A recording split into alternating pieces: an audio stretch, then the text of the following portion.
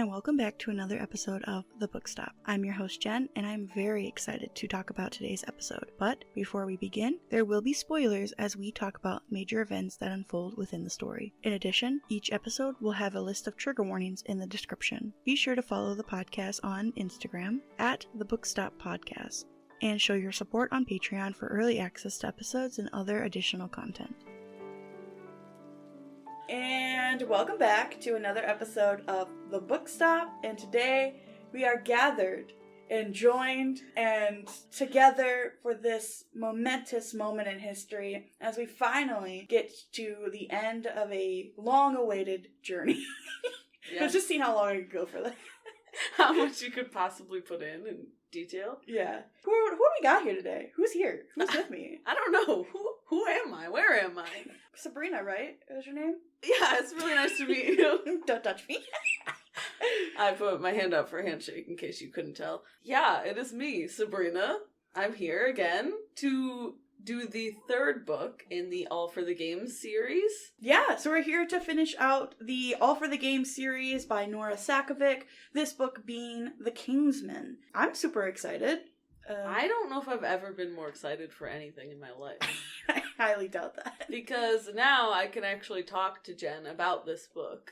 We literally live in the same house, and every time I try to talk about it, she's like, nope, save it for the pod. Yeah, because I've been trying to get you to read this book for a while, and you finally caved and did it. I wouldn't say caved. It was originally forced, and then now everything is willingly, because this is the greatest thing in my life right now. Yes, this episode is a wonderful gift to everyone. Yeah. So. And you know why everybody gets a gift. I don't really think this is the typical way, but it is Jen's birthday. What? Yeah. You always give everyone else gifts on your birthday, right? That's how it works, selfless and all. Right. Being able to finish this book on my birthday is great, and I'm really excited to talk about it. So let's hop into it. So again, we are reading The Kingsman by Nora Sakavic, and before we get started, we're going to play a little game. Of course. You're going to summarize this book in 30 seconds. Mm-hmm. Try your best, and you may begin whenever you're ready. So this book is Neil finalizing his storyline here, gets all of the info about his past out to his team. He goes through lots of rough times, gets beat almost to death. This book is just essentially all of the trauma in Neil's life coming back to get him. It's karma. It's him overcoming that to become who he wants to be, not who he has to be. Heck yeah. There's too many details in this book to actually talk about a detail. This one's definitely my favorite book out of the whole trilogy. The first book was good.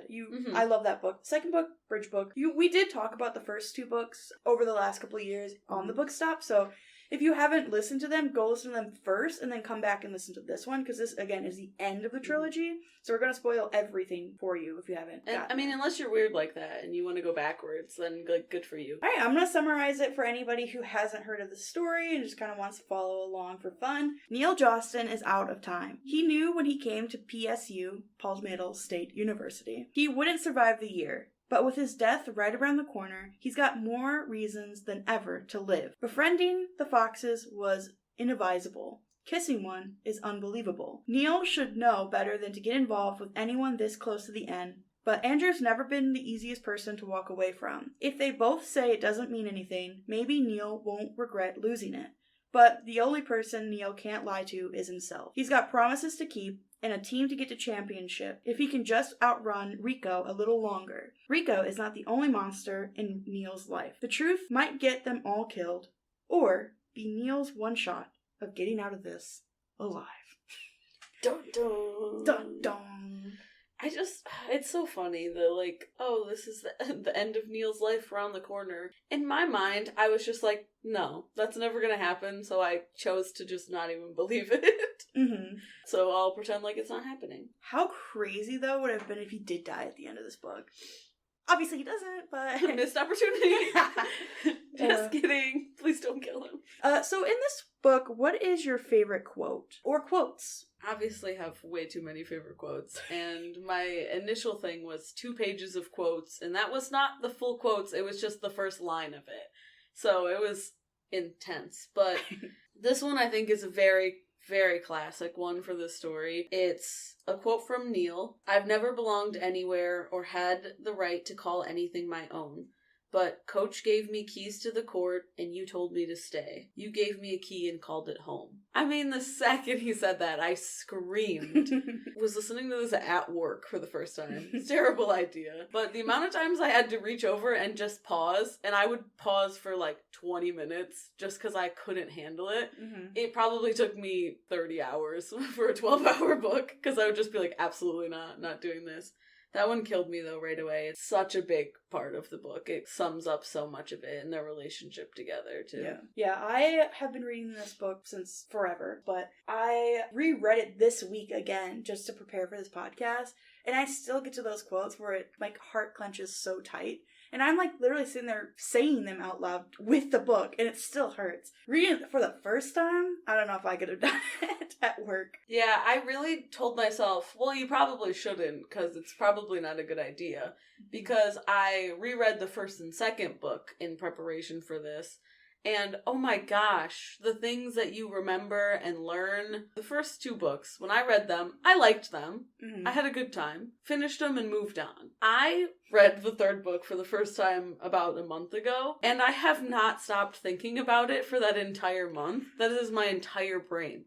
Is just this. I recommend, but I also don't. I'd never tell anyone to read this book, but also read it. That's how I feel. I absolutely adore this book, and I've read a lot of books. Having this be at the top kind of tells you something, that there's something just in this that just feeds some part of my soul. I always tell people, it's like, it's my favorite book. I wouldn't recommend anybody to read it. There's a lot of things in this book that people don't like, but it's, oh my god, it's such a great story, and I can't wait to talk about it. It consumes every part of your mind. I'm excited to read the additional things written about it. Like Nora's additional stuff and the fan fiction. But I knew I shouldn't until after this. Yeah. So that's what the rest of my day is today after this. So let's speed this up. Okay, well, you're the one talking. Got me. One of my favorite quotes is, I'm going to read it from the book because it's just right in front of me. Chapter 14. Nathaniel expected to be guarded straight to their office for questions. Are you just reading all of chapter 14? Just kidding. No. But, okay. Oh my god. Sometimes when I'm having a bad day, I open this book, I go to chapter 14, and I just read that. How does that make your day better? I didn't say it did. Oh, it's one of the most heartbreaking chapters of any book I've ever read. I love chapter 14 so much, but one of my actual favorite quotes is, as cheesy as it is the last line in the book. "This is everything he wanted, everything he needed, and Neil was never letting go." Just him talking about his foxes and Andrew and the people in his lives. It's not, the lies that he had, the money that's in his pocket. It is the future and the people that's in it, and it's just, once you read the book, you understand everything that he goes through. And having him have somebody is just so important. And whether that be a romantic interest like Andrew or be a supportive person like Dan, he has those people in his life now that just changes everything. I just love that line. I'm very glad you wrote that down because it's so important. It was such a good way to end it. He has a future that he never thought he would even... He didn't think he would live past this month.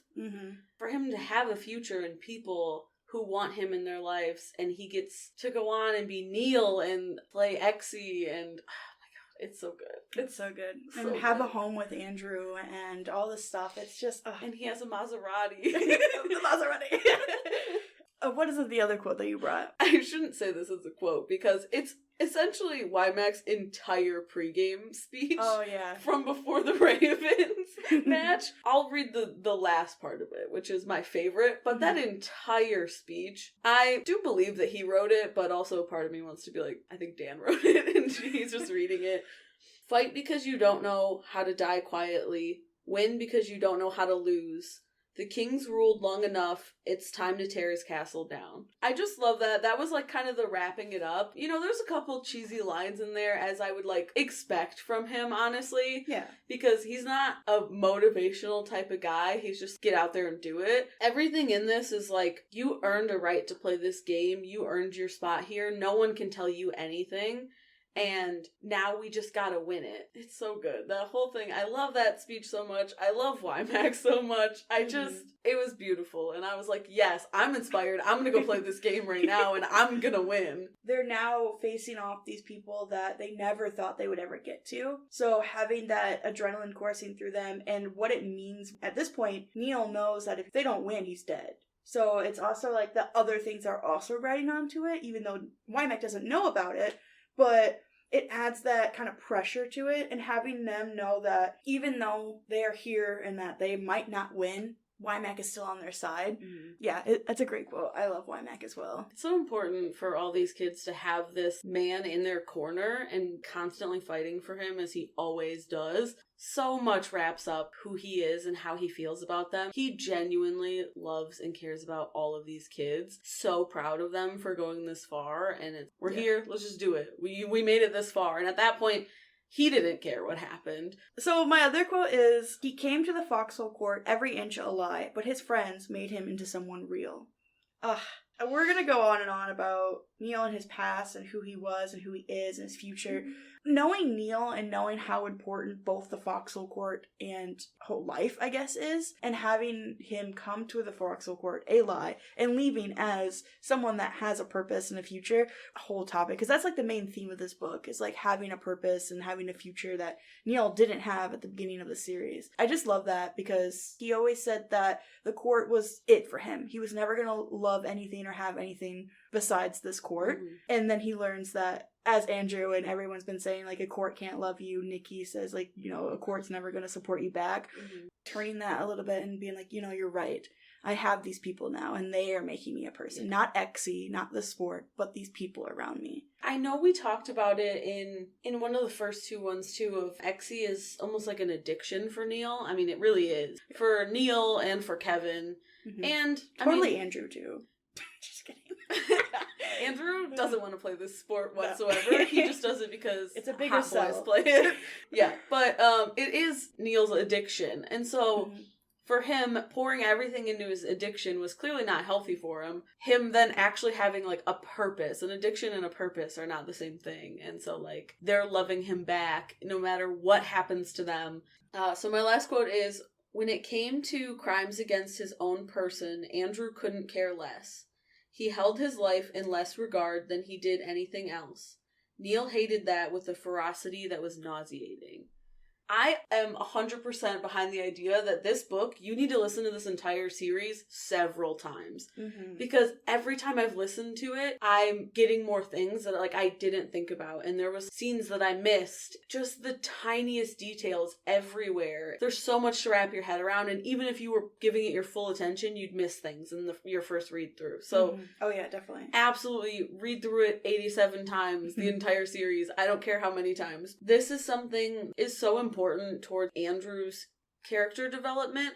Obviously, like, through the other books, you're kind of meant to not like Andrew because of how he is and how he comes across, which is, like, completely understandable. But with this, I don't care how a person acts. It is so sad to see someone not care about their own self like that. He will literally kill anyone, do anything for any of these people he cares about, but for himself, literally won't give anything.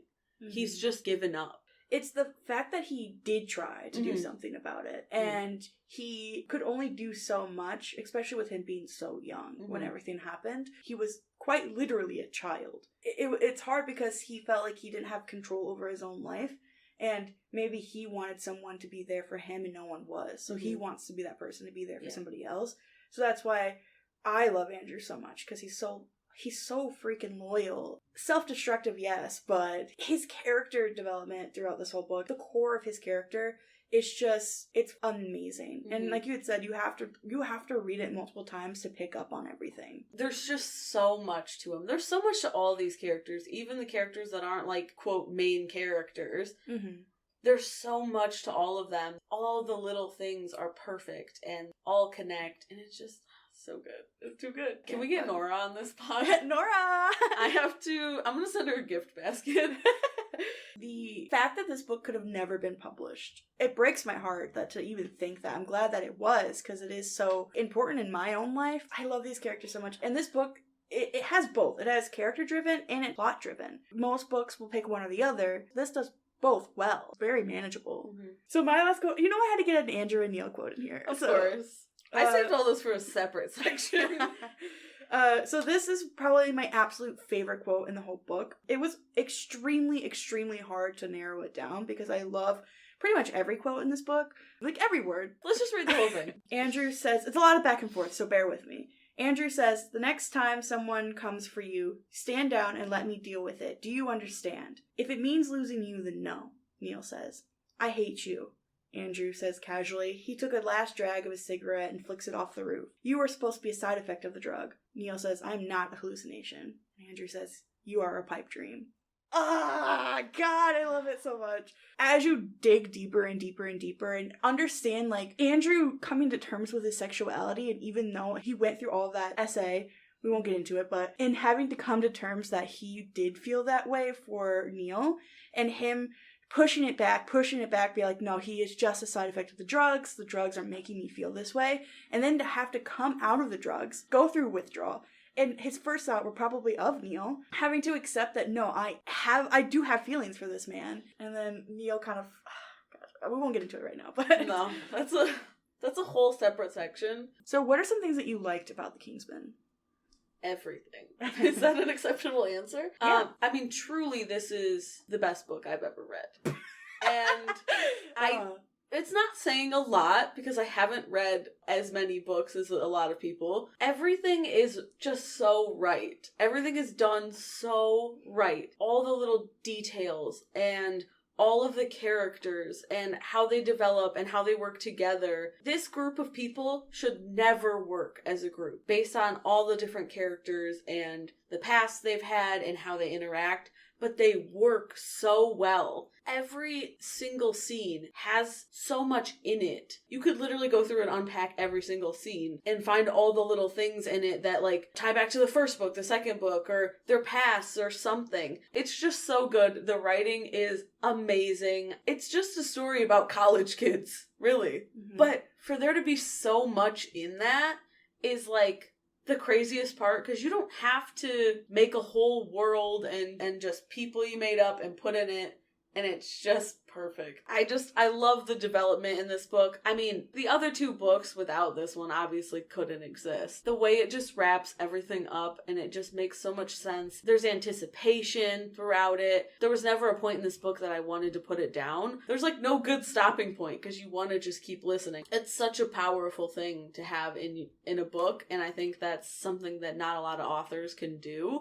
Mm-hmm. And I wish she would just rewrite every book that's ever existed. The writing itself is just enough for me to absolutely love this book and everything about it. Pacing is really well done. Mm-hmm. There's not a moment where it feels like it's dragging. There might be like a couple paragraphs that you could, schoolwork, trying to get that mundane aspect in his life where it's not all just go, go, go, go, go. I've read this book a lot, so I know when things are going to happen when they happen. The countdown and the blood in his locker and chapter 14 and, the season finale. But some of the stuff that I liked about this one is I love the little matchy with Andrew. Oh my gosh, yes. With the phones and the armbands and the clothes. The reason behind it is getting that familiarity, like a boundary between them and the world. So they have this thing together, like the armbands, for example. They know what's underneath those armbands, but nobody else should know. So I love the little matchy stuff. I loved the flip from Neil to Nathaniel. I think that was a great piece of writing. And then, of course, Neil coming back as well. It was a good way to kind of remind the readers of who Neil was, because at that point we were falling for his lies. Neil wasn't Neil, he was Nathaniel, but we never really saw it because we've always seen him as Neil. So having that flip of being like, oh right, he is a lie, his whole life is a lie. Oh God, I can't praise on it enough. It's so well done. Dude, so my favorite scene in this entire book, I know your favorite is the entire chapter 14. But my favorite thing in this entire book is Neil's birthday. Okay. I have never felt that strongly about a scene in a book. Blew my mind. Every part of it worked so well together. I'm not good at visualizing things, but I could see it. It was so well done that I could see the entire thing. I could see Neil scrambling, pulling things, all of his things covered in blood out of his locker as his team is like, what is going on? The questions that they ask versus what Neil's mind goes to first, it shows the disconnect so well. They're like, you don't even know who or what's blood that is. And he's just like, my jersey, I gotta play. And it's like, you're brought to this place in your brain where you're like, that's crazy. How could you even think of that first? And then he goes into the room and the wall just says happy 19th birthday, Junior. Yeah. And he's just scrubbing it. And like that imagery right there of him scrubbing and his entire team standing behind him, dead silent, watching him, chills. 100% favorite scene in the entire thing. I think it was so important to his character because it really like brought back anticipation. Oh my God, I'm gonna die soon. It really brought him back into that like fight or flight. And he chose the other option where he was so used to just picking up and running. And in that scene, he absolutely should have. Yeah, he should have. Nathaniel would have. He would have got his binder and he would have left. Not said anything to them. But instead, he stood there and he said, I'm going to clean this up. We're going to play our game. We're going to do the... And like, I can't imagine how these other characters really felt about it because I can't imagine what I'd be doing staying in that room. I don't know if I'd be able to be like, yeah, stay on our team. I'd be like, are we okay with this? Really? And a lot of people question him being on the team. Yeah. And I love that you don't find out that it was Lola until later. Like, that's like another one of my likes is that the antagonist is hiding as well as Neil is. It's not Rico. Like, it is a little bit of Rico. But Rico was, I think, done in the second book. I think the third book is just his dad. His dad is the forefront of this antagonist of this book, and Lola coming in, doing the countdown, doing the blood. Nora hid the antagonist so well, just plainly right in front of us. You don't even remember his dad because you're so focused on the Ravens that it's kind of like Neil. He only cares about the Ravens right now. He doesn't even know that his dad's out of jail. It's so good. Yeah. You gotta read the book. Right. You got to, but also please don't, because we don't want to be liable for you just being absolutely obsessed with it. Yeah, just the hiding it in plain sight is so crazy, because when he gets that phone call, the whole time, he's not thinking about it. His dad's in jail. He's supposed to be. He's not supposed to be hearing from these people. They're not supposed to know where he is. But, like, he also goes out looking as he does on television. They're gonna find him, but he forgets because he got comfortable. Neil kind of convinces himself of the same because he's like, it couldn't be the other option. I don't even want to think about it. The phone rings and he's like, Papa? Papa? And then we're going to talk about the Nathaniel scene and Nathan scene, but I know I might have said something differently in the other podcast, but I actually really like Neil's anger and his temper. It's such a driving force for this story. Neil would not be in this situation if he had a good temper and didn't get angry so quick. But God, those one-liners of him just roasting everyone. I love it so much. Yeah, I really love his anger. I think that it helps make him more of a realistic character because he's thinking irrationally. He is a teenager, young adult. He is on edge all the time. So it makes sense for him to act this way. And yes, they're really stupid ways and they're really goes against his entire survival instincts. But I think that one, it helps with the plot a lot, but two, it just, again, it drives him out more and makes him feel like a stronger character. He's a 19-year-old boy. He's gonna make mistakes, and he's gonna think irrationally. I think that is so perfect, because a lot of it, in the beginning of the book, he's so calculated in everything he does, and he was so used to running and hiding, he almost felt older. Because he had all these years of experience, although it wasn't him on his own, he now... on his own, he's gonna make mistakes. He's not gonna think of every single thing, his mom conditioned him to, because he's still really a child. He's an adult, but barely. And seeing that is so good. Just so good. So good.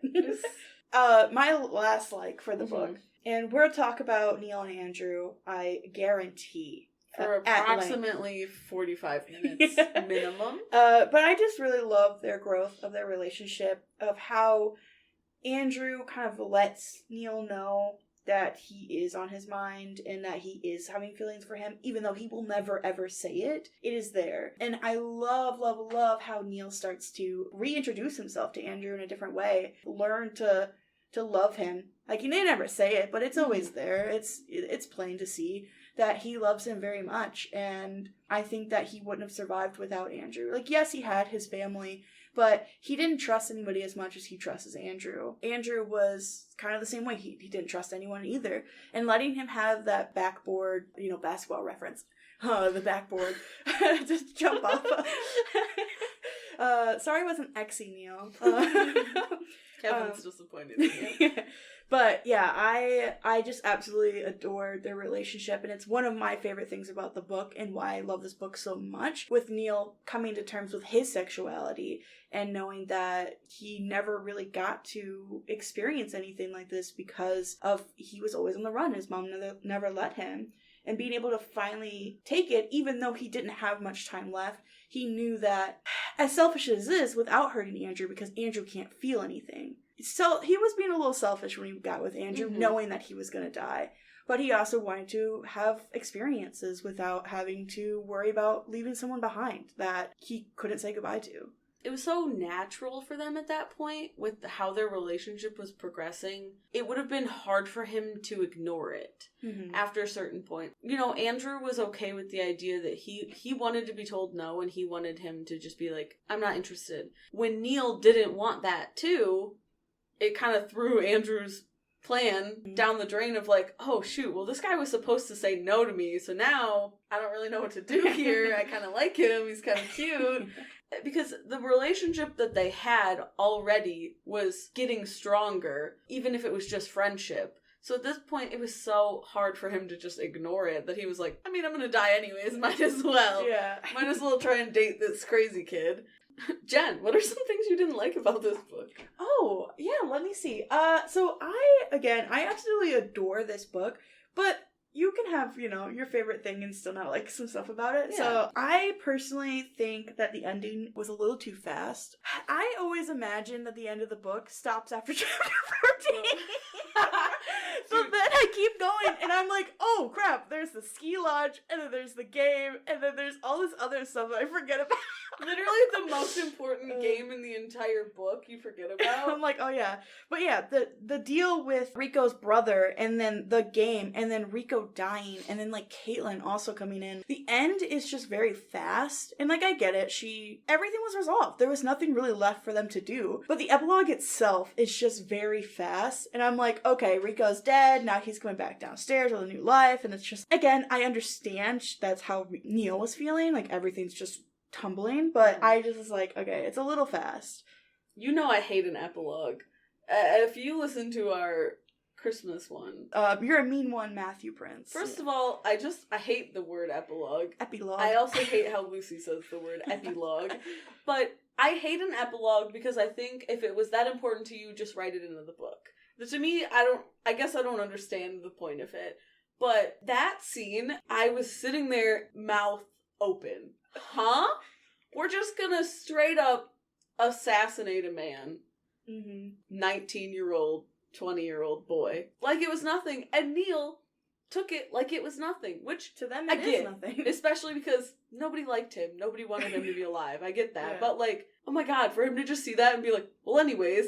It was so fast. I don't think it was necessary, but I do see the impact of it. So I can see it both ways, but I think for me, I was super thrown off. And also I think if it's going to be an epilogue that's immediately after the story ends, just make it part of it. Yeah. Another chapter? I don't know. Because I usually think an epilogue is like in the future more. It was like ends, epilogue with 30 seconds between. Yeah, epilogue is kind of like here's a last ditch effort to get every loose tie. Yeah. And for Rico, I think it wasn't necessarily them trying to get rid of something. It was a warning to Neil. Showing like he is stuck here. This will happen to you. That's why he saw it. That's why they brought him up there to see it. It's like we mean business. You've gotten away with too much already. This is your last-ditch effort. You're not going to get away from this. Especially because he snitched on them, too. Yeah. When, he talked to, what do they call him, Little Boss? When he goes and talks to him, he literally snitches on him. And he's like, well, yeah, I've been fighting with him because he's doing all this stuff. I don't know if you've been seeing it, but he's causing a scene and a bad rap for your family. I get that there'd be repercussions from that, 100%, and I get why he had Neil see it. But I will tell you, I was incredibly thrown off and was not expecting that. Okay, there's two other things that I don't personally like. I didn't really like Kevin and Tia. It just seemed like an excuse to give him somebody to make him feel more, I guess, personal, because he's always just himself and by himself and cares about Exie. And then it seemed like okay, let's give him a girlfriend. Oh, he has a girlfriend? Like, give that shock factor. Mm-hmm. I also don't like that she's like 5 years older than him. She graduated 3 years ago while I think he's a sophomore in college. And he grew up around the court that she was on. It's gross. Yeah. I'm calling the police. Yeah. Wish if they were gonna do it, they would have put it in more. Mm-hmm. And the last thing that I don't like is the biggie. It's Abby. Okay, so here's the thing. I don't like Abby. Mm-hmm. I don't think she's a good fit for the Foxes. David is exactly what the Foxes need. Betsy is exactly what some Foxes need. Abby makes herself fit. And I just hate the pity that she gives them. Mm-hmm. They don't want the pity. You know, she's so kind-hearted, and I'm turning into a Neil a little bit, but I hate it. How Neil feels about Betsy is how I feel about Abby. Mm-hmm. Okay? I don't like her. How I've come to terms with it is, so Andrew, Renee, and Neil were running around, and they're talking about the zombie apocalypse. And they're talking about, who would you go back for? Andrew says, I wouldn't go back for Abby because she wouldn't let us kill the bitten, and she wouldn't let us, like sacrifice people that are already turning into zombies. She would want them to shift. And that's how I feel about Abby, is like, those people are already gone. They are zombies, so they're not them anymore. And Abby would try to save them. Abby, again, puts herself in these situations where she thinks that she can make the Foxes better, and they just can't be better. They are who they are. No matter of kindness is really gonna save them from their tragedies. That it happened already. I absolutely don't feel as strongly about it as you do, yeah. But I understand it completely. From my perspective, I'm thinking there's gotta be someone on this team who doesn't fit 100%. Right. You know, not every person's gonna be perfect. Feels real, more realistic that way, that she, like, wouldn't be exactly what they need. She can provide them all the medical care that they need, and that's why she's around. She continues to give them pity throughout every book, no matter what happens to them, and they don't want it. They told her they don't want it. She knows that, and it's so frustrating to, like, see her and be like, you're making this worse for them. Why are you doing this? Just for your own feelings. She tries to make it about her, and it's not about her. Yeah, exactly. This whole book, none of it is about her. Yeah. Honestly, she could have just left. Like in the first one. You have Renee, who shows her kindness, but she never offers that pity. Mm-hmm. You know, she has quotes where she says it happened to them, and it happened, and it sucks, but we live with our passes because we can't change them. And I don't know. We could go on and on about Abby, but I just personally don't love her. I hate every time she talks. I'm just, from book one. The audiobook version, too, her voice is so annoying, which, like, and the reason why I think I don't feel as strongly about her is because I wrote her off as so unimportant to me in the story that anytime she was there, I just ignored that she was being annoying. Dude, when Neil chapter 14, when he goes in there, and she's like, oh, come over here, let me look at your wounds. Like, you dumb whore. He's like, I just got out of the hospital. I have 20 minutes to see these people. And then Andrew's like, touch him and you die. Yeah. And I wish he would have done it. I think that would have caused some problems for the team, because I think some of them like her for some stupid reason. Yeah. We find out that David and Kevin are related. They are father and son. You can choose which one's the father and which Kevin's definitely the father. And yeah, we find out that is a thing. And they use that publicity of him knowing that his dad is his coach to kind of take the heat off of Neil. I wish there was a little bit more into that history. I felt like it was kind of like okay, let's throw this in really quick. They did give a little bit of reasoning why. Even Nikki's like, how'd you not know you got her pregnant? And he was like, well, blah, blah, blah, blah. Nikki's like, that's suspicious. That's weird. Yeah, I wish there was a little bit more drive into that. Obviously, I don't want them to force a relationship on each other, but I just wish there was a little bit more history on it. Mm-hmm. The scenes where they were trying to force it made me really uncomfortable. Yeah. My dad comes to all my games. I was like, shut up. Ew. The best part about that was Dan's interaction with that. Yep. That was the best part of that plot piece, is Dan's reaction to it and her involvement in it, because she would kill to have someone like Wymack as her father. She looks up to him and like he's her father. He's everything that she wants to be, and the fact that Kevin knew and didn't say anything breaks her heart. And I love that they fight about it. Yeah. She's just like, come here, I'm gonna literally fight you, because she's so mad. And it's just like, I love Dan. I mean, she's great. I think that is the best part about it, and I think the worst part is the scenes where they're trying to force it feel super awkward. And like, they would feel awkward because trying to build a relationship with your 20-year-old son is gonna be complicated. Especially when it's Kevin. Right. Even though you've known him now for like a year. But like, yeah, especially when it's Kevin. I would be like, oh, really, it had to be this one of all these kids? Well, at least it wasn't Neil. At least it wasn't Neil.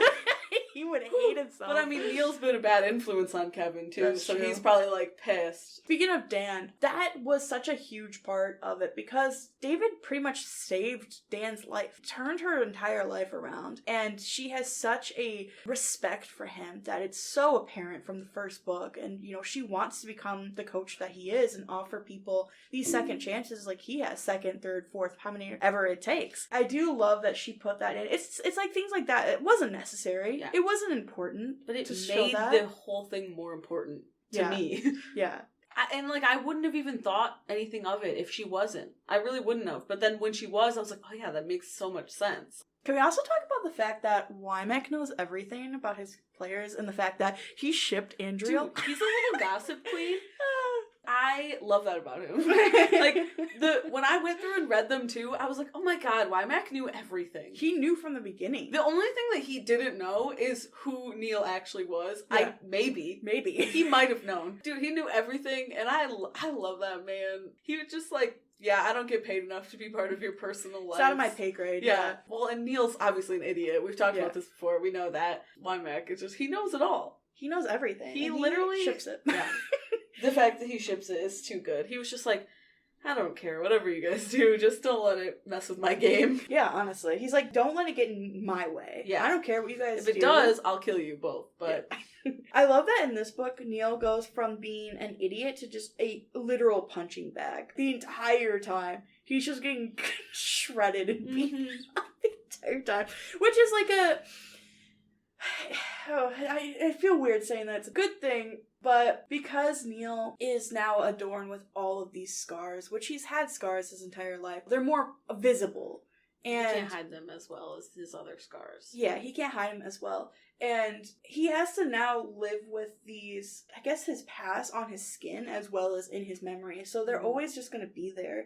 So they're always going to be apparent for everyone around to ask questions and trudge that up every time he's in front of a camera or out on the street. As much as I hate to say it, I do love a good destructive story where you kind of take your character who was so secretive and to just rip them apart and have their secrets be shown like that. As bad as it sounds, I do like that because now he can't hide anymore. It's there. It's out. For your birthday, do you want a piñata that looks like Neil?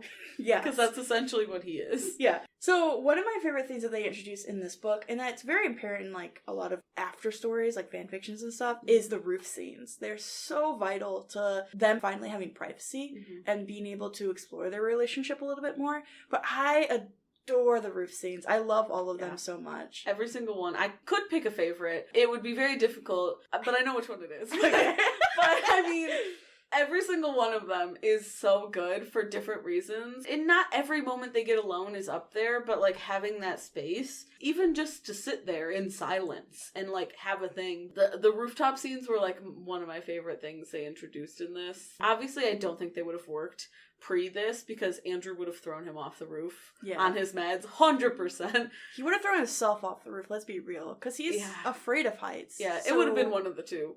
They probably would have fallen together, and then the team would have got disqualified. Oh god, the whole story would have ended. Yeah. And then it pulls into them in the airplane, and him being afraid of heights again, and it just... And the picture of them in the airplane, or at the airport, that Dan takes. She's a stan, and I love it. Yeah. Everybody is just like, well, not everybody's a fan, because Aaron exists. I hate him. That is actually my thing I wanted to say for dislikes, is just Aaron. I told you! I know. I absolutely hate him. He has no redeeming qualities. I don't care about his relationship. I don't want him to be happy. Yep, I told you. Yeah, I absolutely am like, go somewhere else. Go to med school. Leave. And, Yeah. like, bye. I don't care what you're doing. Yeah. He's just causing problems that don't need to be there. He's literally Seth 2.0. Exactly. That's But, what I'm like, saying. but you only like him a little bit more because he's Andrew's brother. Yeah. So you're like, fine, he has to be here. What is the point of having him? I mean, no, There's a points. lot of points. No. Yeah. There is points. I'm saying, if I was a character in that story, I'd be like, get rid of this guy. Get him out of here. Because all he He's does, awful. homophobic. Like, how are you going to be homophobic at this point? You're literally surrounded by gays. Yeah, get over it. Like, it's really not that difficult. Just get over it. Yeah. I like that you find out more about Aaron and Andrew's, their deal, too, in this one. And explain, like, why Andrew reacts this way to Caitlin and all this stuff. And then him choosing Neil at the end so that way he could stay with Neil. Oh, my God. Sorry. I know. That was the only good thing to come out of Aaron existing. I get why he's there, obviously. You have to have that person for Andrew. Yeah, I know we're not making a lot of sense right now because Andrew and Aaron's deal is like a whole thing, but you have to read the book to understand. It's like a relationship deal. They just like, it's like bros before hoes. Literally essentially. is what it literally what It's a it bros is. before hoes deal, and then they both choose hoes in the end. Yeah. That's all you're missing on this, really. But I think that was a good turning point for Andrew as well as Aaron. I love that you see the deal. I love that it becomes something else, but still no redeeming qualities for Aaron. Oh, no. And I hope that he goes to a different med school. That's why in the last podcast I expelled him from Palmetto State because I don't want to see him Get him anymore. out. I don't understand why he has to just be the way he is. I don't know. He could just be a little bit nicer. He doesn't even have to. He could just be like Kevin. Doesn't care. Well, he did say, like, it'll be easier for me if you're straight. Easier for you to survive in the XE world if you are straight. Mm-hmm. So it's not like he didn't say anything, but he just doesn't care. When they came out, well, they never really came out, but when they were at the ski lodge and they were like, oh, when did this happen? Like, you and Andrew. Nora made mention that Kevin didn't say anything because he knew. Yeah, I think Aaron could have just been like Kevin and just shut his mouth for most of it. Well, And just been like, can we play some XE? And he Yeah. wasn't even good at XE. He's not good enough he's to not be good at anything. No. So who would you say in this one is your favorite character? Okay, in my favorite character section, the first bullet point I have says, this question is too hard. For, every reason. Yeah. I love all these characters, or majority of them. Not you, Aaron. And Abby. And Abby. It's Boo! the A's. The A name's Andrew, though. No! I take it back! This was hard for me. Want to say Wymac, because I love him so much, and I think he is so useful. Yeah. To the book. And then I also want to say all the monsters except Aaron, but I obviously can't. So it's probably Neil. Two opposite directions just to go forward. Just to spin you around a little bit, see how confusing this really is. Okay. It's probably Neil, because blown away with his character and how he's changed and all the things he's been through and how he still gets up every morning. Literally the day that he comes back from Christmas, he says that I'm so sore, but I get up for my teammates so they don't think that I'm not okay. Yeah. Like, I just think he's such a good main character.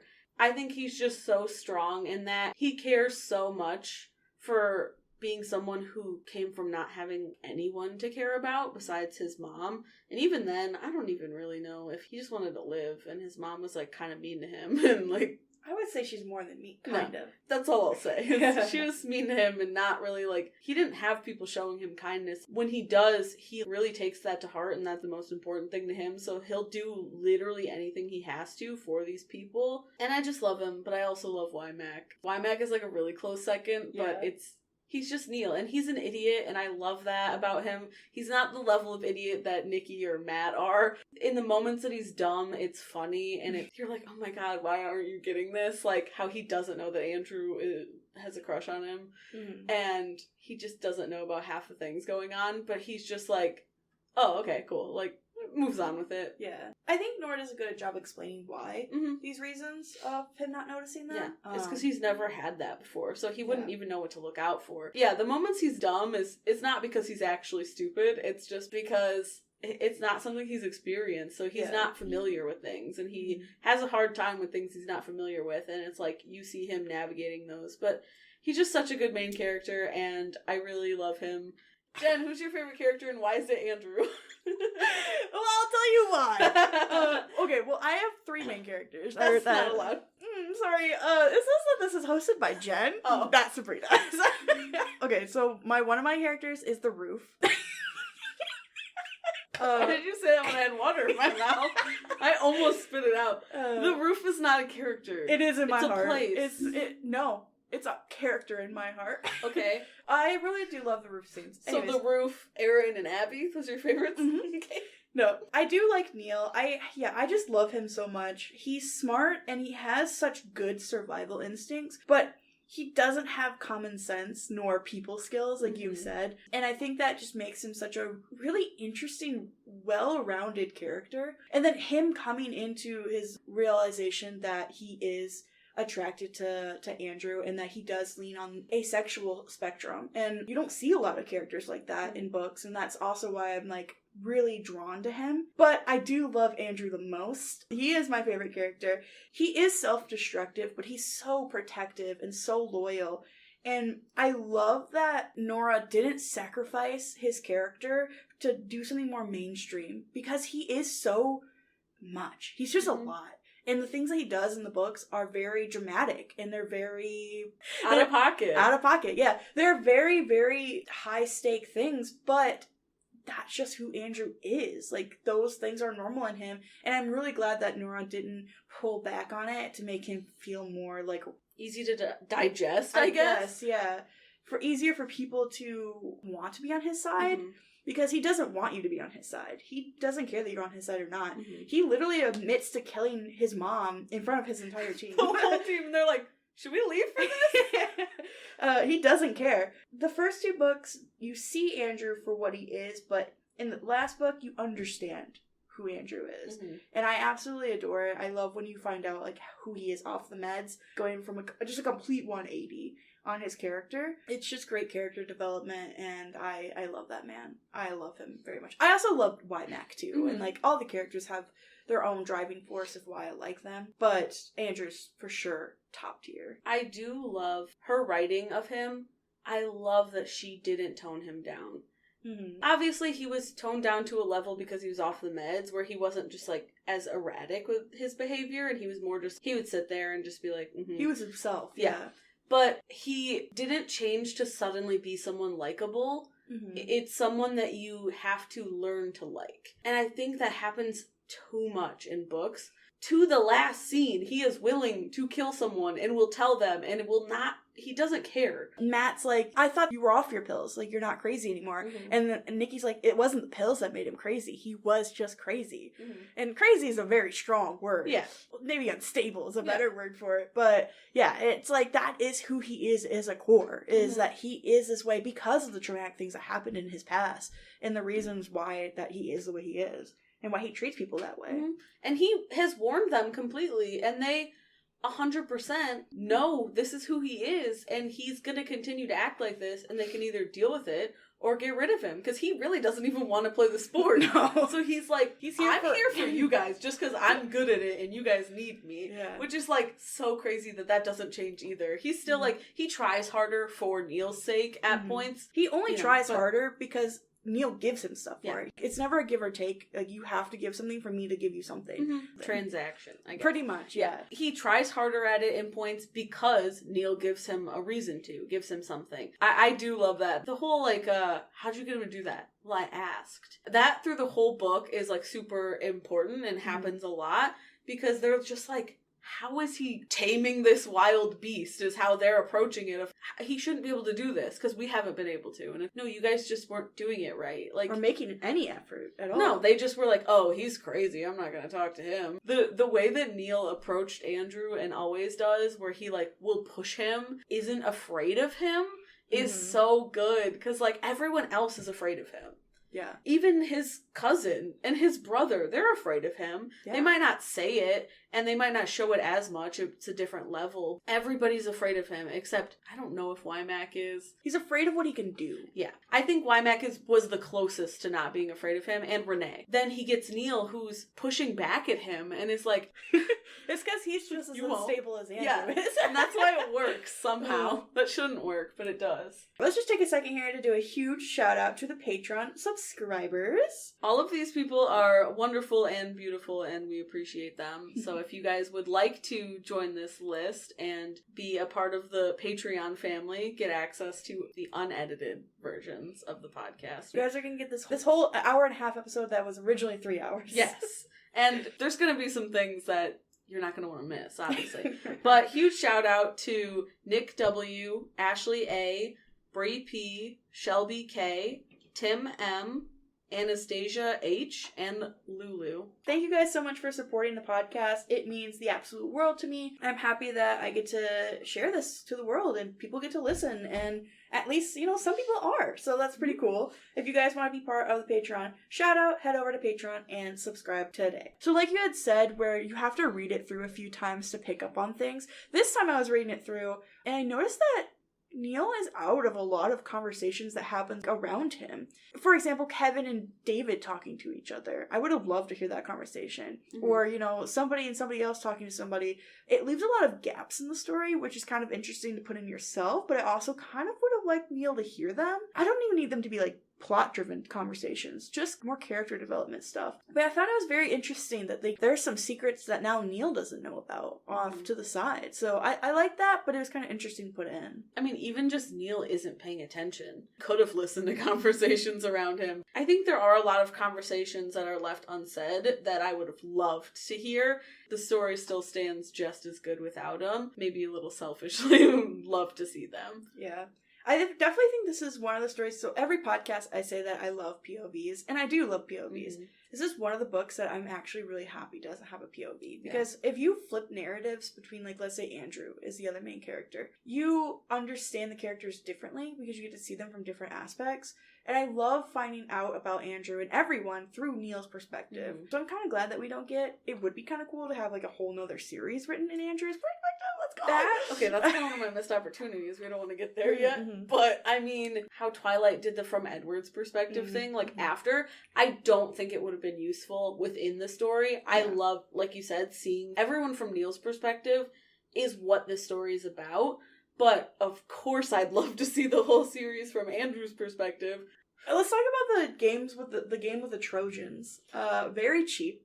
But I love Jeremy so much. I love him so much. How did the Foxes get so good at Exy? And was it really believable that they made it to the finals? So I also was thinking this. I think they were always good. Neil consistently says, I'm the weakest on this team and everyone out there is amazing. Mm-hmm. It was the relationships between each other. Seth in the first book getting in the way, causing them to have to get carded so often. And then with Kevin on the team, giving them the trainings that they actually needed. At that point, the Foxes were so broken. Mm-hmm. So a lot of it was luck, but some of it was that they genuinely are good at Exy. Mm-hmm. They are a college team that has been playing for years.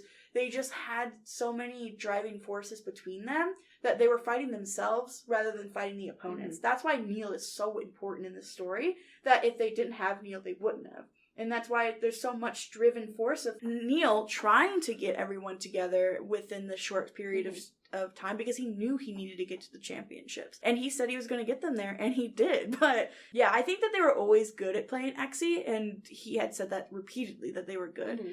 It's just that they weren't good with each other, and that got in the way. It showed that the people individually were good, and obviously if Neil wouldn't have came along, the bridge between the two groups on the team, it never would have worked. They never would have made it into semifinals. Mm-hmm. I mean, he gets credit for that. I wish he would see that, because I think a lot of it is he just thinks everyone's good, and that's how they got there. But, he needs to know he was the reason. That's why David made him the captain, though, or the vice captain. Yeah.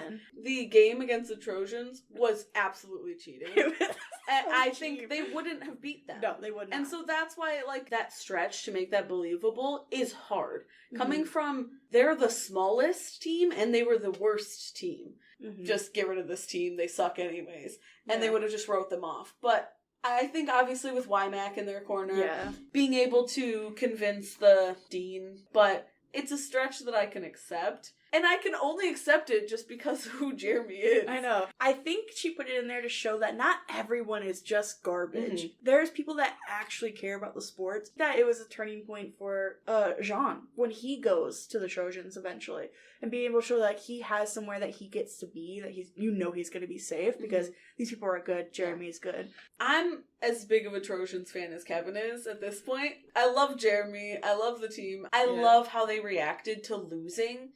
To see a team do that too, where they're like, that was so awesome that we got to play the whole time, because I think that also poses teams should maybe have a cap on them. Why is someone playing for only one quarter of it when another team has to play the entire time? It adds that unfair advantage. They were just like, we're going to do this and we don't care if our fans are mad at us. They would do that. Absolutely. The sportsmanship team were like, hey, they've been doing this and they've got this far. At that point, It's even crazy. if they won, the Foxes was still better than them. Yeah. Because individually they were stronger than with them being a whole team. Yeah. They are actually tried. It wouldn't have been a win because they were better. It would have been a win because they had more people, which is completely against everything that they believe in. Of like they want to be good as they are, and they could respect that the other team was better than them. The win against the Ravens was believable because, like you said, Rico was off his rocker. They didn't have Jean. They had lost Kevin a while ago, which the first time they were strong, they were all like shaken in their form with the investigation going on too. That was completely believable and to me wasn't a stretch whatsoever. Obviously for the plot of it, they had to beat them. You also had Andrew in the goal and he knew that it mattered to win this. And that also helped because Andrew is such a strong component on the team, but he just doesn't try because he doesn't care. And he knew that Neil had so much writing on this and that at this point he had stuff writing on it as well. And he shut down all those goals is also why they won. Yeah. And then him actually carrying, like, getting Matt off the field and putting Neil in where he needed to be to win. It's so good. The fact that Andrew knows everything and is so good at this sport, knows everything about it and, like, has his perfect memory that he knows the player's heights, but he just absolutely doesn't care about it. I love that. I think that's so funny. Where you have Kevin and Neil, but, like, even just Kevin, this game is everything to him. This is his entire life, future, everything. And he'll never be good enough at it to himself. Yeah. But he's like the best. And then you have Andrew, who is just so naturally good at this game, doesn't do the night practices, and is just so good at it, but doesn't care at all. And the fact that they're like made a deal with each other to play this game, it's so funny. I don't know how Kevin puts up with him. The only reasons why he tries harder is because there's stuff riding on it and he cares about the people who are playing with him. That's it. Oh my god. And then when Neil's like, we have a future now. We have a future. And he's like, choose us. Come to the Olympics with us, me and Kevin, and let's play Xe together. And he's like, you're the junkie on that. That's not me. And he was like, well, you can borrow it. It can be your passion for a little while. Until you find something else. Until you find something else. And I was like, I think he's already found something else, girl. Okay, I have a question for you. Yeah, what's your question? So you're going on a trip to a ski resort. Who are the other 3 people in the car with you? The regular ski resort, so it's like a 3-hour drive? Sure. Sure. I just need, that's important, right? Because if it's like a 20-hour drive, I'm not picking anyone who talks, because I'll kill them. But also, it'd be more fun that way. Okay, I'm going to make the most chaotic car, right? So it's going to be me, but I'm not driving. In the driver's seat, we have none other than Matt. Okay. He's driving. It could be his truck, I guess. I'm in the passenger seat, obviously. And then in the back seat, we have Nikki. I want to be in the dumbest car. And then Neil. Okay. Not that Andrew would ever let Neil sit in the car without him.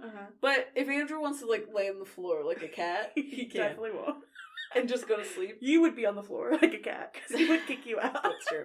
I think the conversations we would have, sometimes Neil can be like, whatever, but I think with the 3 of us, we would talk about the dumbest things, and I would just have fun. Just based on the fact that Matt and Nikki are the dumbest characters in the book, I would have so much fun with them. They would have a good conversation. Yeah. And you'd be talking about, like, a lot of movies and books and music. You have a constant conversation going. Yeah, there would be something to talk about. Nikki does not like the quiet. No. So. And then that's why I would like it. And then we could also throw in random, like, philosophical questions to, like, throw them off. And then Neil's there, so you could ask him about his relationship with Andrew. We can gossip. Me and Nikki. Me and Matt, too. Okay, not lie. Yeah, we would all just be like, okay, so Neil, what's going on?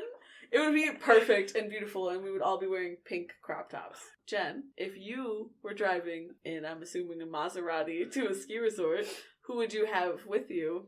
Alright. Well, I would like to get there first to claim the best room. So obviously Andrew's driving, because he doesn't regard speed limits or laws. What if you just drove his Maserati? Because you also do those things. No. And I would have to have probably Neil in the passenger seat because, yeah, they can't be separated. Andrew would not let that happen. And that's fine. Me and Neil would just go back and forth. I would purposely say the wrong names, the incorrect information about Exie, so that way he would get mad. Okay. It would make Andrew happy. He would laugh. Yeah. I would be in the back seat with Renee.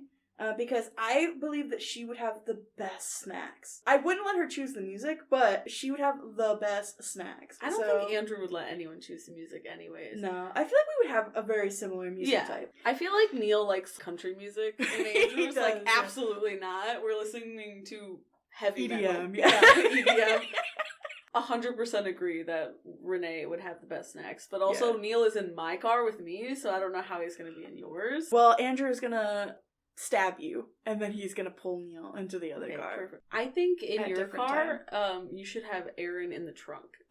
Oh, we didn't bring him. He stayed home. Perfect. Even better. So I want to talk about the family and friends seat that they had talked about at the end. I love that. Again, such a small little detail that did not matter in the story. It kind of just shapes them as a character, how Neil wasn't the only one that didn't have anyone. Andrew had, made a spot for Betsy. Allison had passed the clipboard over, just as Nikki did. Well, he had Eric, but that was it. And then Dan taking the last of it for her stage sisters. I just love that little detail of Neil's not the only one that doesn't have anyone. Each other. They have, like, their family and, like, one other person, but it's them that keep everyone together. So I do really like that. I thought that was really cute. I do love that Eric was there. I also love Matt's mom with her like bright orange overalls. Yeah. His dad, though, asking Neil if he wanted plastic surgery. Oh my god, I'm shocked Matt didn't punch him, but he's also like, that's my dad. And then, Renee's mom, she's so cute. Stephanie, all of them. I love it. Is there anything else that you want to talk about? Okay, the one thing I do want to talk about, this is not sponsored by him, but I want to talk about the song Family Line by Conan. Conan Gray is great. We love him. We stand. And I had heard the song before I read the third book and didn't think anything of it when, the album came out. And after I read the first time and I listened to it and I said, oh my god, this is Neil. After the time where my entire head was just filled with only this book and that's all I thought about, it fits so well. I mean, the only thing that doesn't is the sister, but who cares? It's literally the song is about this book. Gotta be. To a T. Talking about, not necessarily on the run, but being like somebody that you're not and lying about it and having a father that's just fueled by anger. And if you haven't listened to Family Line by Conan Gray, I will put a link in the description. And it's definitely not sponsored, but it could be Conan. Hi. But yeah, you gotta listen. If you love this book, you have to listen to Conan Gray and you'll like instantly understand. That song is literally the anthem of this series. Every time that song plays, I'm just like, I can't get it out of my head and I have to play it several times. So down to the details. Like the God, I have my father's eyes line, like makes me want to scream. And then he's like, his family's so good at telling lies. And oh my god, I just had to bring it up because I can't stop thinking about that song. I know. And this book together and how they're just perfect for each other. Want to tell Conan to read this book and be like, maybe they have. Maybe. Yeah, you don't know. I'll send a quick DM later. Okay. But yeah, oh my god, I had to bring it up. It's too good. Yeah, it definitely is the anthem, like the theme song of this book. Who would you say is your favorite relationship? This is hard, right? This question has been hard for every podcast we've done. A lot of them are also just like the two people and that's it. Right. But it's gotta be Andrew and Neil, right? I mean, it's gotta be. I also wrote down all of the foxes. Their relationship together is so strong in this book. Stronger than it's ever been in the series. This is where he goes from calling them friend to family. Yeah. These are his people. He doesn't care about anyone other than these people. They're his entire life. And they feel the same way about him and each other. Like, they have a genuine care for each other, and they do want everyone to be okay and be playing this game that they love together. And all of them together is amazing, and I love them. But it's Andrew and Neil, obviously. Like, you would love to say it comes out of nowhere, right? Their relationship. It doesn't. When you go back to, you absolutely see it, and you see that there was stuff. But it took Andrew getting off of his meds for it to really start. I love that it's not the main focus, because I do love, a good romance book, and that's a big part of every story, but it's so important, yet it's not the main plot. It's nice to have those two things, and that it doesn't dictate everything going on. They made a deal, and they have that relationship, that's the driving force behind it, not whatever relationship they're exploring. It's just good. They're good. I love them. And one of my favorite things was Neil always describes Andrew as an unwavering force, like a weight for him. Because Neil hasn't ever had anything to weigh him down. That's the point of being on the run. You don't want to have loose ends. You don't want to have things pulling you back. But Andrew is that for him. He's that weight. He's that force that's keeping him grounded. That is, like, the most important thing to Neil. And, like, literally, Andrew gets back from the hospital after getting off of his meds, and immediately Neil is leaning on him. He even said that never intended to lean on Andrew so much as well. Andrew gave him a purpose that he didn't have. He gave him a home and his trust, which he doesn't give to a lot of people either. I mean, even just like Neil pressing his hand together to feel the shape of the key when it's not in his hand. Like, oh my god, shut up, stop. He helped Andrew buy his car, most expensive, crazy car that he doesn't need, just wants. So he's like, anything for you, boo. Like, man, it's not my money, so right, go ahead. Whatever, it's dirty money anyways. And Andrew's like, I don't care. I would say my favorite relationship in this one would definitely be Matt and the Maserati. Understandable. That is probably the strongest relationship. Just kidding. Is Matt in a car that isn't his? Yeah. Just kidding. No, but I thought it was really funny with him being like, let me hear her purr! And I was like, dude. Matt is so dumb, and I love him so much. It's like the only real interaction you see. This book, you definitely see more interaction with Matt and Andrew, but Andrew's like, okay! And yeah, he does it. It's nice to see those moments with Andrew where he's just tolerating the other people, too, and he's just a person. He's like, oh yeah, my car is cool. Let me show you. I do really like Neil and his family being the foxes, not his actual family, obviously. Found family is one of my favorite tropes. You put a found family in your book, I'm gonna read it, and I'm gonna love it. And a POV? Oh my god. But found family is my absolute favorite trope, and it delivered. It gave in this book, okay? This book is serving found family. No, I absolutely love it. I love that you get more with each person, like him and Renee and Allison, as they kind of develop out a little bit more. And you get to discover these characters through Neil's eyes and being able to find out why he loves them the way that he does. And I love it. But obviously, shocker, I really like Andrew and Neil too. They are the relationship of this book. Yeah. As you had said, like, coming out of nowhere, I feel like it came out of nowhere in the sense that the other characters didn't know because they didn't pick up on it. But I think the way that it subtly was given to us as readers was really nice. Neil didn't just fall in head over heels for Andrew. He never was like, Andrew says the thing that he says in the club and was like, okay, I like him now. It's I watch Andrew walk across the room. My eyes are just naturally drawn to him. My first thought is of Andrew. It just slowly comes into him. Andrew is somebody that I care about. You see it in the second book, but it's never apparent to Neil because Neil doesn't know love.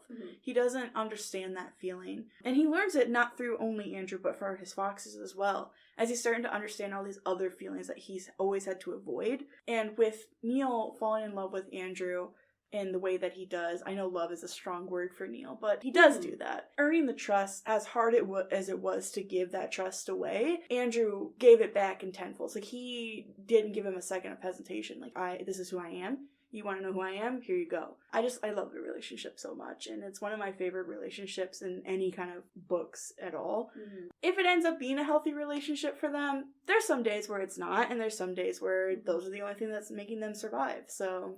I think with people, the past that they've had, a relationship between them it's going to be hard. Not every day is going to be the same, and they have a lot of things that they're never going to forget or move on from fully. So I think from them being able to understand that about each other, not every day is going to be good, and they're not going to have the world's most loving and perfect relationship, but they're going to have each other, and what they have is the most important thing. That's the best way to see it, is they get this with each other where they wouldn't have had this with anyone else. That's enough for them. Yeah.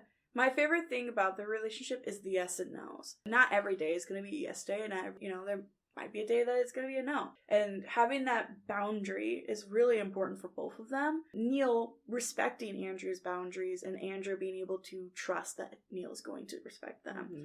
And Neil being like, I won't let you let me be one of them. The first time I read this book, that scene when they left after Andrew talked to Caitlin, I completely missed the point of it, right? Yeah. And the second time I went, how did I not when see he's this? like, why is this okay? And then he said no, and he doesn't touch him, and he says, that's why. And I was like, oh! I was sorry for that audio right there. Ouch. I was blown away. I was so sad that I missed it the first time. So glad I read the book another time, and I will read it again 100%. I also really love how honest they can be with the questions they ask. Things that no one else is going to ask them, because they would be like, oh, that's too personal. Neil literally looked at him and said, who said please so much that made you hate the word? Andrew just gives him an answer, and it's not the answer that Neil expects, and it breaks his heart a little bit too. And they're able to have that moment where he's just like, I'm not going to be like them. I'm not going to let me be like them. So good. If you want to read this book and you want a spicy relationship between characters, you're not going to get that here. No. It's more about trust in building that relationship than having like that aspect in the book. We do get some scenes with them together, but that's not the point. Like, it's not the point with them. Building that relationship and building that trust is what is just, it hurts your heart. You have to be able to appreciate the little things to enjoy their relationship whatsoever, because Andrew's 5 feet tall. Comedy. I have another thing I kind of want to talk about. So we mentioned it earlier. The climax of the story, Nathan coming back, whether in Baltimore, Neil being kidnapped by Lola and getting everything done to him, all that jazz, and then Stuart coming in and finally killing Nathan. I've read this book so many times, so at this point, it's just kind of, okay, let's get through it so I can get to the chapter 14. Oh, as I was reading through it this time, it felt kind of short and fast now that I'm reading it, and I wish it was more suspenseful before Stuart shows up. It felt just like too fast. Like, he got there, he woke up, his dad's threatening him, let's cut his heels or his ankles or whatever so he can't run away, and then all of a sudden Stuart's there and is killing Nathan, and then the FBI picks him up. It's very, very fast. Okay, so here's it. When he gets picked up from the game to get to Baltimore, and he's getting tortured on the way, I think, as bad as it sounds, I think that was well done, where we build that suspense up. Okay, he's already getting tortured this bad. What's going to happen when his dad gets him? And then nothing happens, and it just kind of falls through, and then Stuart's there, and I'm like, oh, okay. I mean, Neil's gone through enough, but I wish there was a little bit more. Yeah. I do absolutely get that. The first time I listened to this, I was really confused what was going on, because it happened really fast, that whole scene with his dad. And like you said, the scene in the car, I think that was very well done. I think it was hard to listen to, and that's how I knew it was well done. When he was in there with his dad, I was just kind of lost, and then it was over. And then I was like, ooh, chapter 14, I'm excited to hear this. But it was too fast. I would have liked more of a conversation between them. I feel like his dad really said a lot. The only thing they really talked about was, is your mom alive? And if they believed him or not. There was a lot that was left to be said between the two of them for how long he's been running from him. It didn't give Neil his moment like he should have had. Also, he didn't need more trauma than that. He didn't need to get hurt more than that, because he was already hurt very badly. And I get, if he was hurt more, he probably couldn't have played against the Ravens. My issue with it is that Nora spends so much time building Nathan up of being like, oh, he's the butcher. Everyone's scared of him. But when we met him, he wasn't scary. And maybe you could play, and he's older now, so Nathaniel he's seen scarier things. Like, he was scared of what was going to happen to him, but I don't know. As a reader, I didn't sense that I was more scared of Ichiro than I was of Nathan. I didn't really care about Nathan. I was like, oh yeah, his dad is still around. I kind of forgot about him because of everything going on with Rico. So it could be a good thing and it could have been a bad thing. I wish there was just more. I wish he was scarier, I guess, and more nerve-wracking. And I mean, he went into that night thinking he was gonna die. Mm-hmm. He would have if his uncle didn't show up. His dad having, like, the henchmen do stuff, this is supposed to make him look scarier because he has henchmen, and scary people have henchmen. Done more himself for his son. It was that important to him because he wasn't angry enough. Yeah. That's it, yeah. Yeah. And that's what made him not scary. Is he came down as just like, cool, what do I want to try and kill my boy with? And then he's like, you two do something and mess him up a little bit. Lola did more damage to him than his dad did, which maybe that's a good thing because maybe his dad would have just went right for the kill. Yeah. Lola said some things that, like, messed with my head, was scary to me because she was, like, twisted. Her torturing him in the car was scary. I did not like listening to that scene. I was like, ooh, ouch. Coming off that high note, we're going to play a little game. So I'm going to read off some quotes from the book, and you're just going to tell me who said what. Are you reading chapter 14? Yeah, at the beginning of the book. Ready. So the first quote I got for you is, I wish I could protect you, but I'm always too late. I feel like that was Abby. But now I'm not sure. I think I want you to read the rest. This one isn't sticking out to me. Okay. I wish I could protect you, but I'm always too late. All I can do is patch you up after and hope for the best. Okay, so yeah, Abby. Dang it! It felt right, because it kind of felt like a pity thing. That's why I was like, I feel like this is Abby, you know? Matt helped Aaron by doing that, not Andrew. You can't count a favor for one as a favor for both just because they're twins. Oh god, there's a lot of people in that scene. Because it was after they're saying, oh, well, Matt paid for Aaron's bail. Mm-hmm. He should be nicer. But I can't remember who said it. I think it's Allison. You think Allison's sticking up for Andrew? Oh, it's sticking up. Okay, it's Renee then. Nope, it's Nikki. Wow. Of course it didn't work. You're not afraid of Andrew. Why would you be afraid of Rico? He's just another loudmouth, spoiled child with anger issues. It's either Allison or Dan.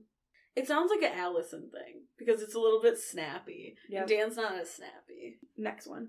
I let him have them because I trusted him not to use them. I thought he understood what they were supposed to be. Not weapons anymore, but a symbol of what we've overcome. It's Renee. Yeah. Obviously. That one, the first 3 words, I was like, Renee! I wanted to just yell it. That's rude. So this one, they're talking to somebody. Mm-hmm. And in response, they say, trying to remember fear or trying to remember how to feel anything at all. Okay, so that's Neil. Yeah. This is not truth. Truth is irrefutable and untainted by bias. Sunrise, Abraham, death. These are truths. That's Andrew. Yeah. These are truths. I love it because it's like sunrise, Abraham, death. Because it's supposed to be like sunrise, Abraham, death. Yeah. Those are the two. But it also is like sunrise, Abraham is also a truth. Mm-hmm. And then death. Oh, I love that. I know. I actually was going to write that down as one of my quotes. And I was looking at it and I was like, I won't, but I do like it. They'll never find proof that Rico was involved in this. But they'll find you, right? That's what this is all about, isn't it? Okay, it's obviously one of the boys. Because that was after his birthday. And he was like, don't call the authorities. So I think it was Wymack. It also could have been Kevin. It's Kevin. Aaron? Yeah. Because then he goes off about, like, oh. Your looks, your language is your lie, you're running from something or someone. And then he's like, I didn't expect this from a fox. Like, you... like, he has the right. Yeah. Wow, Aaron. I did not remember that being him. Oh, I'm so mad that was Aaron. I mean, it was, like, kind of, like, rude, so that makes sense. Just like that, you've always known what he's capable of, but you said he's never given you a reason to be afraid of him. What the hell are your parents into if you can glide past murder like it's no big deal and get in Rico's face all the time? It's Matt. Yeah. When you said what the hell, Yeah. I was like, oh, it's Matt. Okay.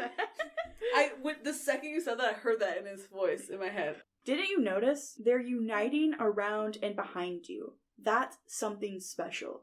You're something special. That's Dan. Or why Matt? Because this is talking about him being assistant, right? Vice. So it's why Matt, because this is earlier in the book. Yeah. I remember that. Trust us to hold the line. You focus on healing so we can use you in the semifinals. That's Dan. Because it was nice. Yeah. I'm a bartender. I don't spill drinks or other people's secrets. That was absolutely Kevin. Obviously, that's Roland. He could not be a bartender because he would drink everything. Let Rico be the king. Most covenant, most protected. He'll sacrifice every piece he has to protect his throne. Whatever. Me? I'm gonna be the deadliest piece on the board. The queen. It's Kevin. Yeah, dude, he's so dumb. When he did that, I was like... More like drama queen. I was like, this man got the queen, and he's like, I'll be the queen. He can be the king. Yeah, it's the deadliest piece on the board, but also that's really funny, Kevin. For You just united yourselves together even more. Yeah, you're his wife. Yay! Yay! That's fun. I like it. So, is there anything in this book that you would have done differently, would have changed? Just your own personal opinion, if you were writing this book, what are some things you would have done differently? As we've talked about, love this book. Everything was done so well. I don't think I could have done it better. The fact that there's not a fourth book is obviously criminal. A miss. Because I would read these until she stopped making them, which sadly I'm here now. I mean, I don't think it was necessary at all for the story. Like, the story wrapped up super well, but there always could be more, and I would love to see more of them from her point of view. Obviously, there's, people wrote stuff about it after. I love it from the author, because then, okay, it's real. These are her characters. But there was another book written from the point of view of Andrew from her I would have loved. Not in it. I don't think this book needed a point of view switch. But a point of view book would have been really cool, because he's got a lot going on, and I'm just, interested on what's going on in there, because we only know half of it. And that's the good thing, though, is that you do have the bonus content that people don't usually make, and she spent the time to do. And when you read the fan fiction, a lot of people draw inspiration from it. So it's not necessarily a forced book, but you do have something that is as close as you're going to get with it. And I'm very excited. Not everything has that. Obviously, fan fiction exists for a lot of things, but there hasn't really been as many books I've read that I want to read more of. Yeah. So I'm very excited to do that now. The only thing I did was look at fan art, because I was like, that's allowed. That's really all I got. Okay. Again, I know I talked about it in the other podcast, but Allison is definitely underestimated. People don't really pay attention to her. She does his makeup, and eventually maybe she starts cutting his hair or something. She cares what he looks like, because he's never going to care about that. And I just wish there was more of Allison in this book, where you see more about her background. We get little tiny bitty snips of her background, but nowhere near as developed out as some of the other characters.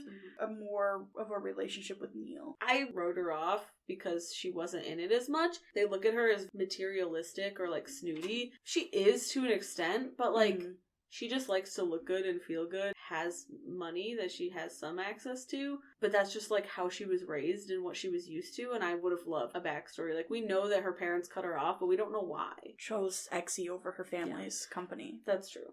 But just see more of that would have been... Maybe at the end her parents come and support Allison at the end. She didn't expect them to or something. Right. I don't know. Yeah, she could have definitely used some more. And obviously, I know it's hard. There's so many characters that, you only have so much time for. Some of them are gonna slip through, but it should have been Aaron. It definitely should have been Aaron. Instead of Allison. Or Abby. Which, Aaron did kind of slip through some. He had to be out there because of Caitlin, because that was, important for the deal and stuff. Yeah. But, I wish there was even more Renee and Dan, too. I feel like with the 3 books that we got, they put a good balance in where we get a lot of the character development and character backstory of characters that we don't need. We get so much about all of them that we don't need that had nothing to do with the plot. So I just wish there was just a tiny bit more for Allison, but it is what it is. I obviously said there was more Jeremy. I wish there was more Jeremy in this book. I don't even care what it is. I just need more of him. The big one was Renee and Jean's relationship. I don't know. I would have put more emphasis on it if she was going to go that way. Felt more like a setup just to save him later. Like an end to save him later. That was it. If she wanted to develop it more out to have them be together at the end than do that, instead of having, like, hidden away, I guess, where she was like, oh, Renee goes, answers her phone because John's texting her. Mm-hmm. It felt very forced, I guess. I don't know. I wish there was a little more with that. It wasn't, like, prominent enough for me to be like, oh, I was thinking about that this whole time. Which, if it was prominent, I promise you I would have been thinking about it, because I'm looking for those little, like, ooh, the drama. I don't think it was a bad thing. It wasn't completely, like, I guess unrealistic to me that the two of them could have been a thing. Because I know a lot of people think that Renee and Allison are a thing.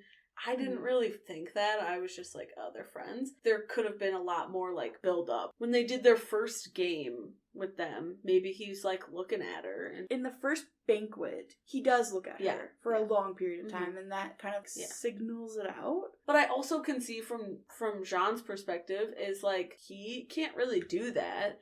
And so he's not gonna risk his life at that point for it either. Yeah.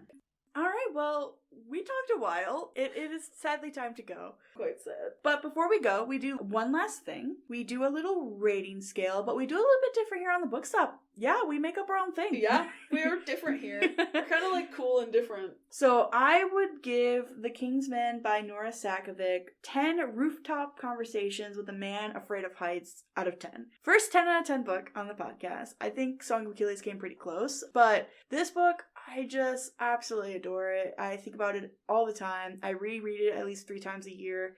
It's just, it's not even a good book. It's just a good book. Which is what you tell everybody after you talked for 3 hours about this book. It's not even a good book. It's just a good book. I just love it so much. It holds each character holds a part in my heart, and I love him so much. Book is great. Don't read it. Just listen to the podcast, and that's all you need to know. Mm-hmm. Yeah, just listen to all 3 of them, and then that's like reading all 3 of the books. And then email Nora and tell her to be on the Book Stop for next year. Yeah, we're gonna have to find a new book to talk about on my birthday. Okay, so for The Kingsman by Nora Sakavic, I would rate it 10 Neil-shaped punching bags out of 10. This book is phenomenal. The writing is amazing. I love all of the characters. There's very few things that I would have liked to see that weren't in here, and nothing that I could have done differently. Overall, just think it's great. Obviously, hate admitting that because you told me to read it for so many years, and now I finally did, and it's my entire life. It's almost okay. like I have, like, good taste. It's crazy. It's almost like I don't like books, and I didn't for a long time. Last thing I want to mention is that I did wear orange today in support of my favorite NCAA XE champions, the Palmetto State Foxes. Gotta show the support in the Sea of the Ravens, as you're wearing red. I'm wearing a Christmas shirt. I'm supporting Santa. Yes, that's like a lot of problems. I mean, I guess USC was red and gold. Yeah. Okay, so you're just supporting Jeremy. Makes sense. But yeah, thank you so much for coming on to the Book Stop. Yeah, thanks for having me. I'm excited to see what we find for next year. Bro, I don't know. I don't know what other books I like. I mean, we could do Priority of the Isn't Orange that Tree. book like 5 million pages It's long? 800 pages long. I think this was like 4 something, so... I'll never get through it.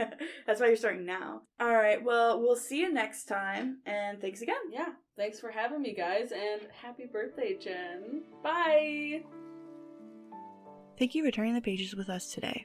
If you've enjoyed this episode, show your support by leaving a review, sharing the episode, and following the podcast on Instagram at The Book Stop Podcast. Join us on Patreon for early access to episodes and other additional content. Thank you for listening, and I'm looking forward to the next one. Hope you are too.